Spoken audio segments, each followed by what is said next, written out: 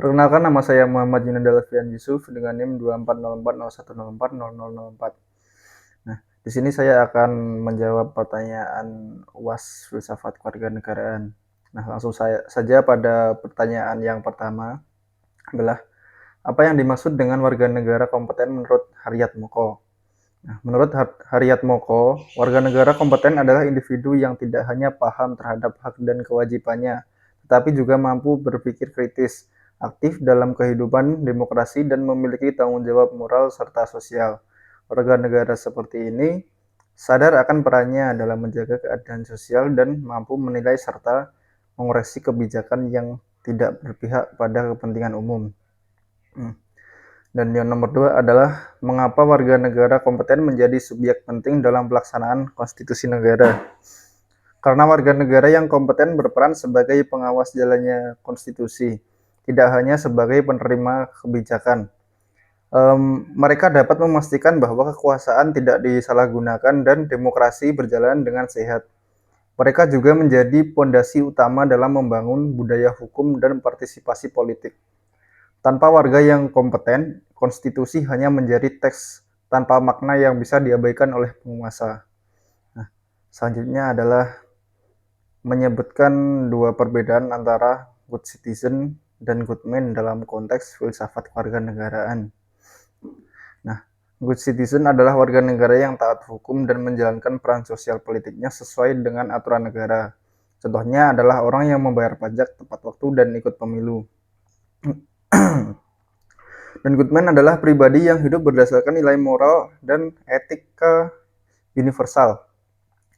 Meskipun kadang tidak sesuai dengan hukum positif, contohnya seseorang yang menolong orang lain walaupun tidak ada kewajiban hukum. Perbedaannya terletak pada orientasi. Good citizen berorientasi pada sistem, sedangkan good man berorientasi pada moral. Dan nomor 4 adalah jelaskan keutamaan warga negara menurut Develin.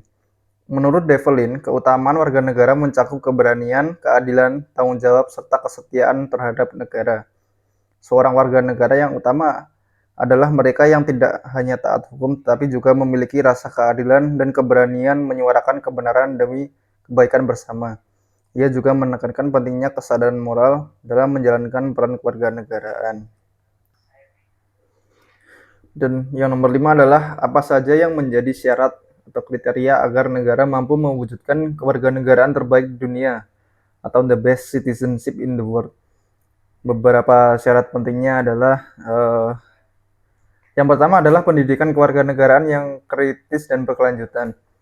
Dan yang kedua adalah pemerintahan yang transparan dan akuntabel. Dan ketiga adalah penegakan hukum yang adil dan tidak diskriminatif.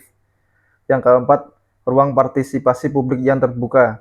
Dan yang kelima adalah kesetaraan sosial dan ekonomi, kebebasan berekspresi dan berpendapat, dan yang terakhir adalah adanya budaya dialog dan toleransi antar warga.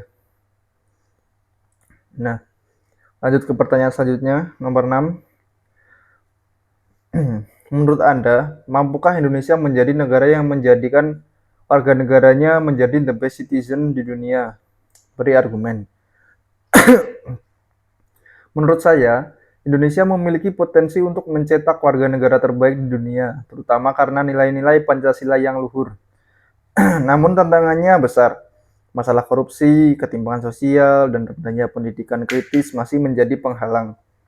Jika negara serius dalam membenahi sistem pendidikan dan memperbaiki tata kelola pemerintahan, saya yakin Indonesia bisa menjadi teladan bagi dunia dalam hal kewarganegaraan yang bermoral, aktif, dan adil. Lanjut ke pertanyaan nomor 7. Mengapa nilai-nilai menjadi materi dasar dalam filsafat kewarganegaraan? Beri minimal 2 penjelasan. Nilai-nilai menjadi landasan berpikir dan bertindak bagi warga negara dalam menjalankan perannya di masyarakat. Tanpa nilai kewarganegaraan menjadi kering dan mekanistik. Nilai-nilai memungkinkan kita untuk mengevaluasi dan mengkritisi kebijakan atau sistem yang tidak adil. Misalnya nilai keadilan dan kemanusiaan dapat dijadikan ukuran dalam menilai sebuah kebijakan publik. Dan yang kedelapan adalah mengapa stubborn value menjadi penting dalam konteks pemahaman dan pelaksanaan kewarganegaraan.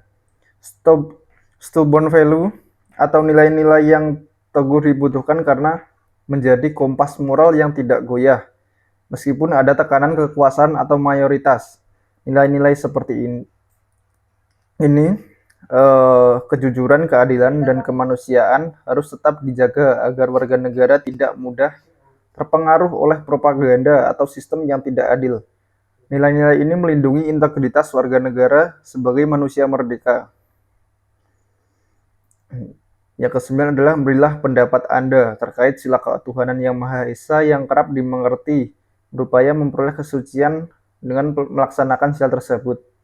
Nah, menurut saya, sila ketuhanan yang Maha Esa bukan hanya tentang ritual keagamaan, tetapi juga tentang menjunjung nilai-nilai spiritualitas seperti kejujuran, keadilan, dan kasih sayang. Mencari kesucian berarti juga membersihkan diri dari sikap egois dan kebencian. Melaksanakan sila ini seharusnya membentuk karakter warga negara yang bertanggung jawab secara moral, bukan sekedar formalitas beragama. Dan yang ke-10 adalah, mungkinkah warga negara menjadi suci dalam negara? Secara sempurna mungkin sulit, karena setiap warga negara memiliki kekurangan. Tapi dalam konteks moral dan spiritual, warga negara bisa menjadi suci dengan hidup secara jujur, adil, dan penuh kasih sayang. Kesucian di sini bukan berarti tanpa dosa, tetapi selalu berusaha memperbaiki diri dan tidak menyakiti sesama, serta berkontribusi positif untuk bangsa dan negara. Mungkin sekian jawaban dari saya. Bila ada kurang dan salah kalimat, saya mohon maaf.